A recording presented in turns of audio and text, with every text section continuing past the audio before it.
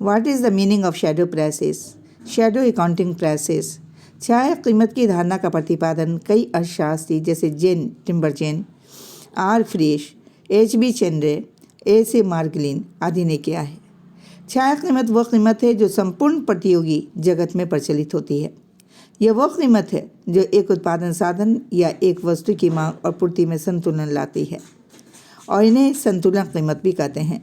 जेन टिम्बरजेन के अनुसार छाया कीमत उत्पादक साधन के वे वास्तविक मूल्य हैं जो विचाराधीन निवेश के क्रियान्वित होने पर प्रचलित होते हैं और बाजार में संतुलन की स्थिति हो, जैसे कि श्रम, पूंजी और विदेशी विनिमय मंडी में। दूसरे शब्दों में छाया कीमत उत्पादक साधन की इष्टतम स्थिति में सीमांत मूल्य उत्पादकता होती है जब सभी वैकल्पिक प्रयोगों का मूल्यांकन किया जा चुका होता है। छाया कीमत के संबंध में यह कहा जाता है कि यह धारणात्मक कीमत है जिसे लेखा उद्देश्य के लिए उपयोग में लाया जाता है। बाजार कीमतें से अलग यह वास्तव में बाजार में प्रचलित नहीं होती। यह बाजार में तभी प्रचलित होगी अगर सभी साधन और वस्तुओं के बाजार में पूर्ण प्रतियोगिता होगी। ऐसी स्थिति में यह कीमतें प्रत्येक उत्पादन के साधन की सीमांत मूल्य उत्पादकता या सामाजिक अवसर लागत को दिखाती है। छाया कीमत बाजार कीमत से साधन और वस्तु मंडी में असंतुलन और अपूर्णता के कारण अलग होती है। एक बहुलता वाले साधन या वस्तु की छाया कीमत उसकी बाजार कीमत से कम होगी, जबकि एक दुर्लभता वाले साधन या वस्तु की छाया कीमत उसकी बाजार कीमत से अधिक होगी।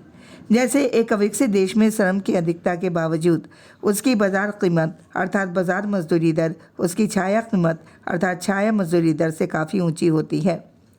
इसका कारण यह है कि बाजार मजदूरी दर श्रम बाजार में अपूर्णता के कारण एक संस्थागत न्यूनतम स्तर से नीचे नहीं गिरती है और अल्प विकसित देशों में पूंजी की न्यूनता के बावजूद उसकी बाजार कीमत उसकी छाया कीमत से कम होती है।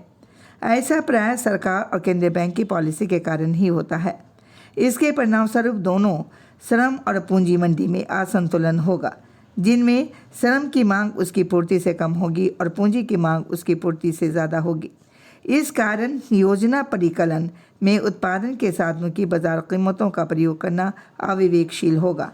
आर्थिक कुशलता और इष्टतम साधन आवंटन के लिए अल्पविकसित देश में दुर्लभ साधन को सर्वोच्च उत्पादक प्रयोगों में लगाना चाहिए, जिससे कम से कम कॉस्ट ऑफ प्रोडक्शन पर अधिक से अधिक उत्पादन किया जा सके।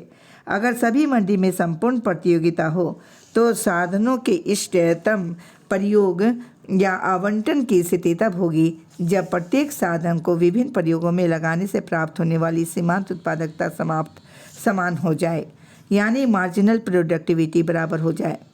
उत्पाद अल्पविकसित देश में सभी प्रकार की मंडियों में संपूर्ण प्रतियोगिता असंभव है।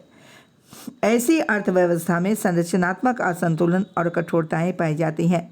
कई साधनों की सीमांत उत्पादकता कृषि में अधिक यानी अति कम होती है और उद्योग में ज़्यादा होती है, लेकिन फिर भी ये साधन संरचनात्मक कठोरता के कारण कृषि से उद्योग की ओर नहीं आ पाती। ऐसी स्थिति में बाजार व्यवस्था साधनों का इष्टतम आवंटन नहीं होने देगी, क्योंकि बाजार कीमतें साधन और वस्तु की सापेक्षिक दुर्लभता का यही सूचक नहीं होती। अगर बाजार कीमत को निवेश की लागत और लाभ के परिकलन के लिए प्रयोग किया जाता है तो उसे अनिष्टतम यानी इसके परिणाम अच्छे नहीं होते। उदाहरण के तौर पर अविकसित देश में श्रम मंडी को ले लीजिए।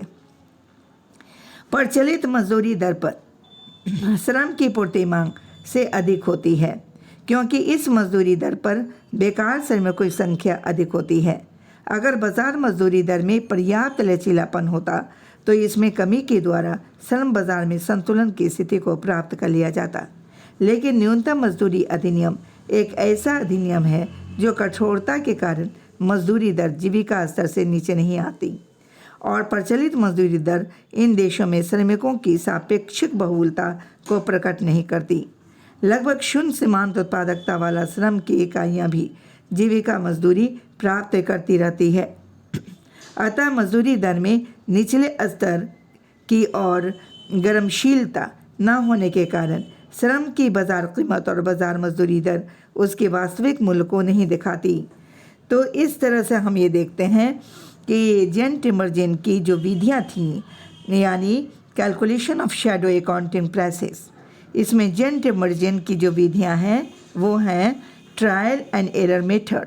टिम्बरजेन के अनुसार इस विधि में नियोजक और उत्पादक के साधनों की मनमानी कीमत का सेट आरंभ करना चाहिए।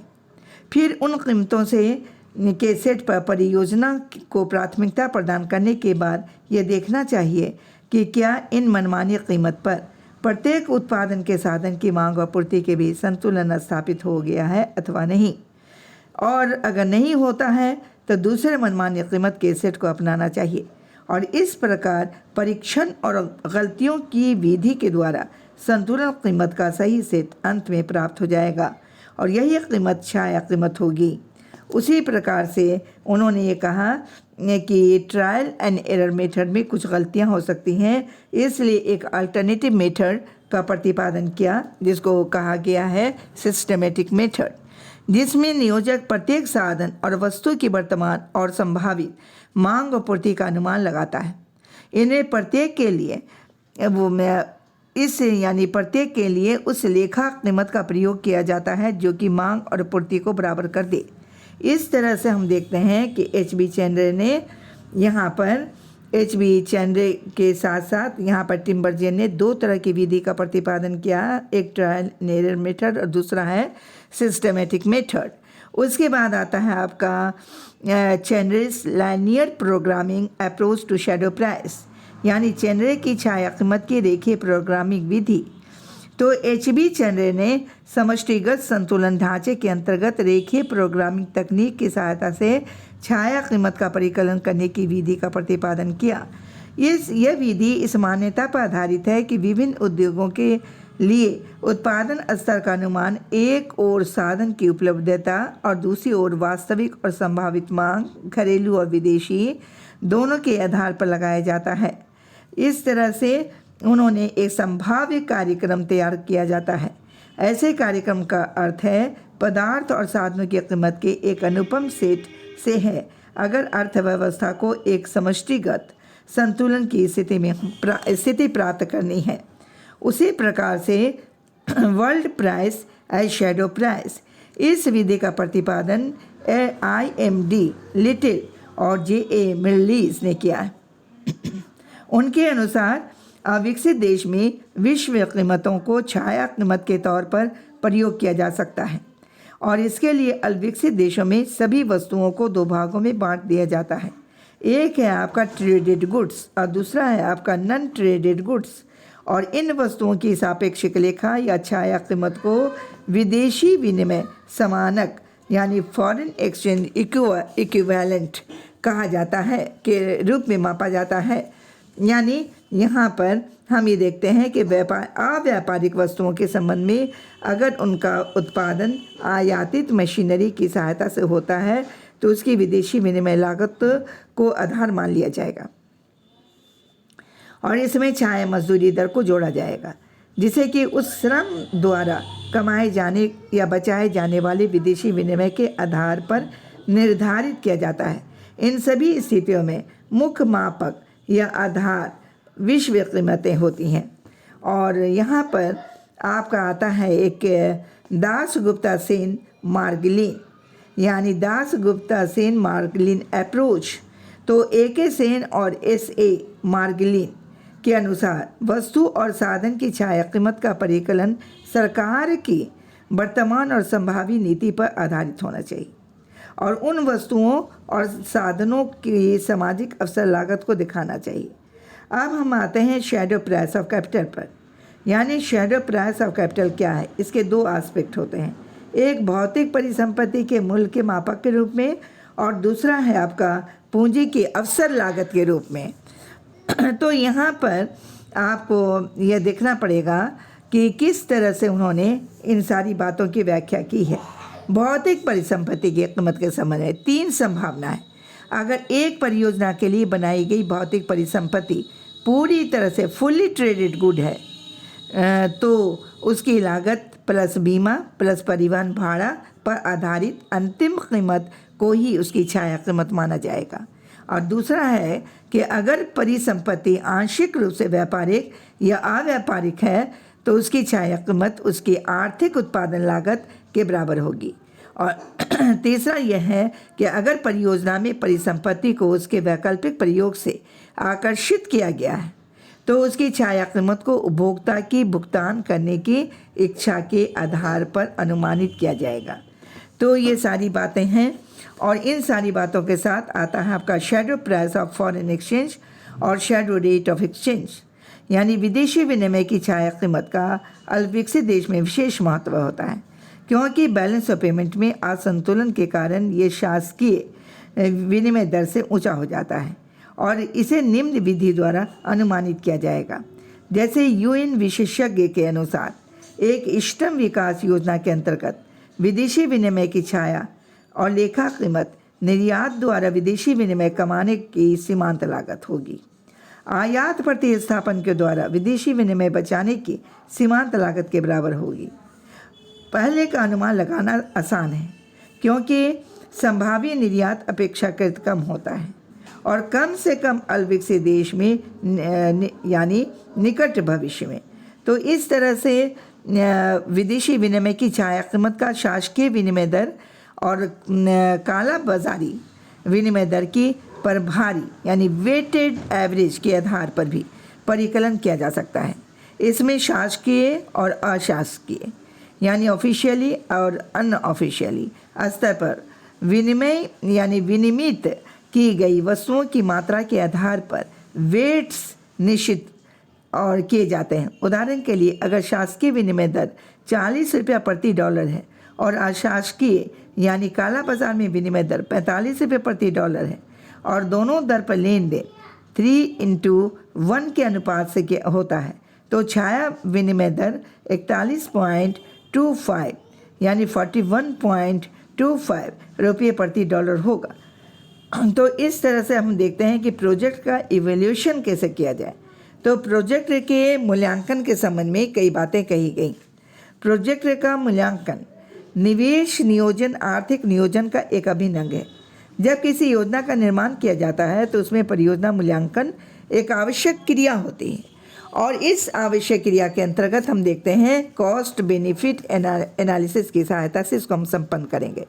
इष्टतम परिणाम प्राप्त करने के लिए योजना में केवल उन्हीं परियोजना को शामिल किया जाना चाहिए जिनके यानी बेनिफिट कॉस्ट रेशियो अधिकतम है।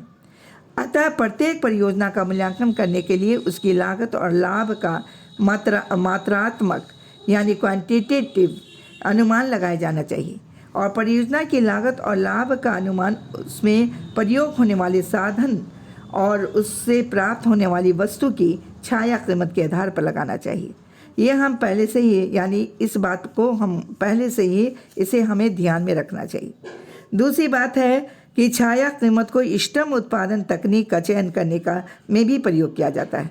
अविकसित देश में हम देखते हैं कि बाजार मजदूरी दर छाया मजदूरी दर से ऊंची होती है और इस प्रकार प्रचलित ब्याज दर और विनिमय दर की छाया ब्याज दर और छाया विनिमय दर से संस्थापक स्तर पर कम रखा जाता है। अगर उत्पादन साधनों की बाजार कीमत के आधार पर परियोजना की लागत का यानी परिकलन करेंगे तो वे श्रम गहन परियोजना की लागत को ऊंचा दिखाएगी और पूंजी और विदेशी विनिमय जैसे दुर्लभ साधनों का अधिक प्रयोग करने वाली परियोजनाओं की लागत को कम दिखाएगी।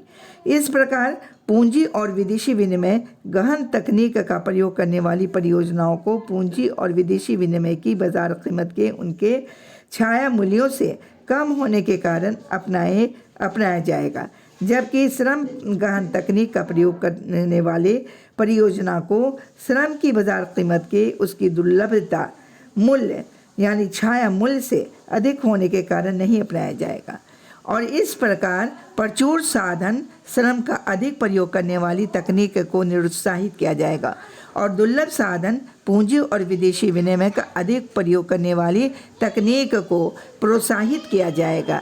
अगर तकनीक के चयन की दृष्टि से ये विवेकहीन नियोजन होगा, इसलिए बाजार कीमत के दोष को यानी दूर करने के लिए साधन की छाया कीमत के आधार पर उत्पादन तकनीक का चयन किया जाना चाहिए ताकि उन्हें तकनीक को अपनाया जाए उसी तकनीक को अपनाया जाए जो अल्पविकसित देशों में साधनों की उपलब्धता के अनुकूल है। तो यहाँ पर 2 हमको देखना है कि बाध्यताओं का आंतरिकरण, यानी विकास परियोजना से प्राय कुछ ऐसे लाभ और लागत उपजती है जिसका आंतरिकरण नहीं किया जा सकता। उनके कारण कॉस्ट बेनिफिट एनालिसिस में बाजार कीमत के औचित्य पर प्रश्न चिन्ह लगा दिया जाता है। अर्थशास्त्रियों का विश्वास है कि इनपुट आउटपुट की बाजार कीमत को बाध्यताओं के प्रतिबिंबित करने के लिए संशोधित किया जाना चाहिए। और उसके बाद हम देखते हैं कि अविकसित देश में प्राय सरकारें औद्योगिकरण को सीमा कर और कोटा जैसी संरक्षित विधियों से प्रोत्साहित करते हैं। ये विधियां देशी उत्पादकों को अपनी कीमत को आयात कीमत से ऊंचा रखने का सामर्थ्य प्रदान करती है। लेकिन जहां इस संरक्षित उद्योगों का उत्पादन निर्यातकर्ता उद्योगों में प्रयोग किया जाता है, वहां संरक्षण नीति एक अड़चन बन जाती है और इस प्रकार संरक्षण प्रायः घरेलू कीमत और विश्व कीमत में अंतर को बढ़ा देती है। और इसी कारण ऐसे उद्योगों की स्थापना देश के दीर्घकालीन तुलनात्मक लाभ की दृष्टि से उचित नहीं समझा जाता और घरेलू और विश्व कीमत के अंतर को न्यूनतम करने के लिए इन कीमतों के स्थान पर छाया कीमत का प्रयोग किया जाता है। तो छाया कीमत की कई सीमाएं भी हैं, जैसे कि हम देखते हैं कि छाया कीमत की धारणा इस मान्यता पर आधारित है कि जब एक बाज़ार में संतुलन होता है तो सभी वस्तुओं और साधन बाज़ार में एक साथ संतुलन होगा।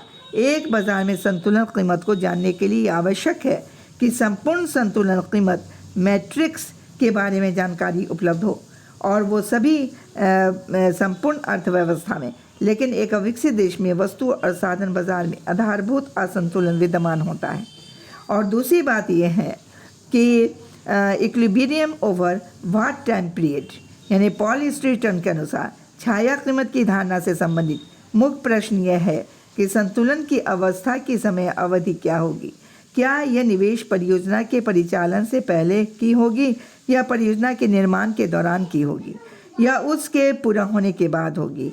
तो टिम्बर्जेन के अनुसार छाया कीमत वह कीमत है जो विचाराधीन निवेश ढांचे के क्रियाशील होने के बाद प्रचलित होगी।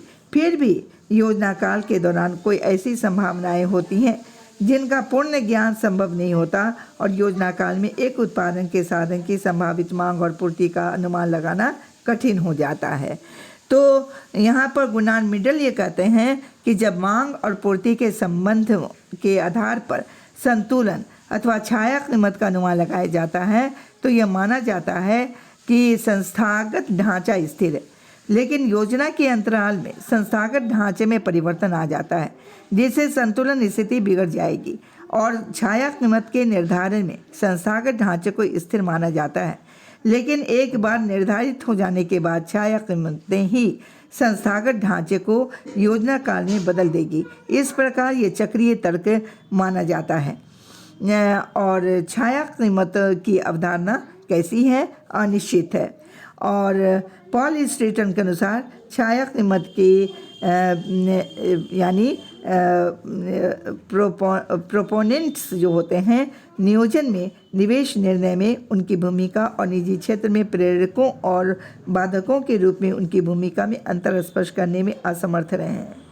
तो छाया कीमत का जब हम परिकलन करते हैं यानी एस्टिमेशन करते हैं ऑफ शैडो प्राइस, जैसा कि हमने ये देखा कि सैद्धांतिक तौर पर यह धारणा चाहे निपुण तर्क पर आधारित है, लेकिन यह तभी व्यवहारिक बनेगी जब छाया कीमतों के मात्रात्मक परिकलन में कोई मतभेद नहीं होगा।